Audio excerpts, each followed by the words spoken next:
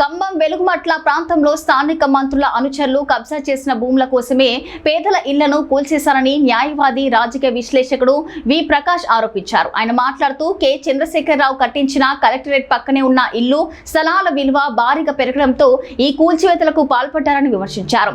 చుట్టూ మంత్రుల మనుషులు కబ్జా పెట్టిన భూములే ఉన్నాయని పేర్కొన్నారు. ఈ కబ్జాలో సిపిఐ సిపిఎం నాయకులు కూడా ఉన్నారన్నారు.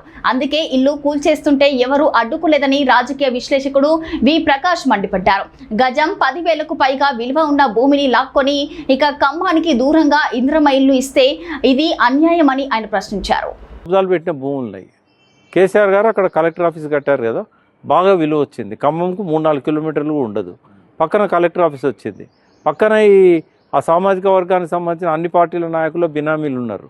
ఆ భూములల్లో రేపు మల్టీ స్టోర్ బిల్డింగ్స్ వస్తాయి.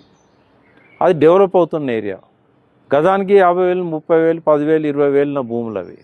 అదివరకు తొండలు గుడ్లు పెట్టే జాగా. అది అట్లా అవుతుందని తెలియక భూదాన్ బోర్డు ఇచ్చేసింది. ఇప్పుడు ధరలు పెరిగినాయి. ఇంకోటి ఆకాశ హార్మాల మధ్య ఈ స్లమ్ములు వెక్కిరించినట్టు ఉంటాయి కదా. కాబట్టి రాత్రి కోర్టు ఆర్డర్లు ఉన్నా ఎన్నున్నా 40 జేసీబీలను తీసుకొచ్చి కులగొట్టారు. అమానుషంగా చేస్తారు. అది దానికి అక్కడన్న వాళ్ళంతా బాధ్యత వహించాల్సి వస్తుంది. ఒక్క కేటీఆర్ తప్ప ఏ నాయకుడు పోయిన వాళ్ళు లేడు. కలెక్టర్ ఎవరి చేతిలో ఏజెంట్గా ఉన్నాడు. కలెక్టర్ రెవెన్యూలో భాగం కదా. నిలదీసి అడుగు, కలెక్టర్ని అడుగు, నిలదీసి నాకు చెప్పకుండా ఎట్లా చేస్తామని అడుగు. తప్పించుకుంటే అవుతుందా? ఇంకిద్దరు మంత్రులు ఉన్నారు కదా, మరి వాళ్ళు పెత్తనం చేయొచ్చు కదా. మీ మధ్య సయోధ్య లేదు, పంపకాలలో మాత్రం సయోధ్య ఉంటుంది. ఆడ అందరికి ఉన్నాయి ఆడ బినామీలు. సిపిఐ సిపిఎం కూడా బినామీలున్నారు ఆడ. లేకపోతే వాళ్ళు ఎందుకు పోరు? మరి వాళ్ళు గుడిసెలేయించేటోళ్ళు కొట్లాడి కూల్చేస్తుంటే అడ్డమేలా వాళ్ళు.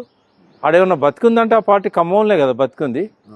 ఆ సిపిఐ ఏమో ఒక ఆంధ్ర ఆయన తెచ్చి అధ్యక్షునిగా పెట్టుకున్నది. ఆ సిపిఎం ఏమో ఒక నాయకుని చేతిలో మొత్తం పార్టీ ఉంటుంది. ఆ నాయకుడు అదే సామాజిక వర్గం. ఆడ అధ్యక్షునికి ఎవరిని అన్నబెట్టని, అధ్యక్షుడు ఎవరో ఉంటారు కానీ ఆయన పెత్తనం నడుతుంది ఖమ్మంలో. ఆయన చేతిలో ఆ పార్టీ బందీ అయింది, అధ్యక్షుడు బందీ అయిపోయాడు. ఇక వాళ్ళు ఇక్కడ ఏం చేసిండ్రు? ఇప్పుడు వాళ్ళకు పోయినలా, వీళ్ళు ఏమన్నా మంచిళ్ళు ఇచ్చిండ్లా, జేసీబీలకు అడ్డుపోయినలా. 4 గంటలు ఉదయం 5 గంటల నుంచి సాయంత్రం 5 గంటల దాకా కూల్చేస్తూ ఉంటే ఖమ్మంలో ఉన్న సిపిఎం సిపిఐ ఏమన్నది?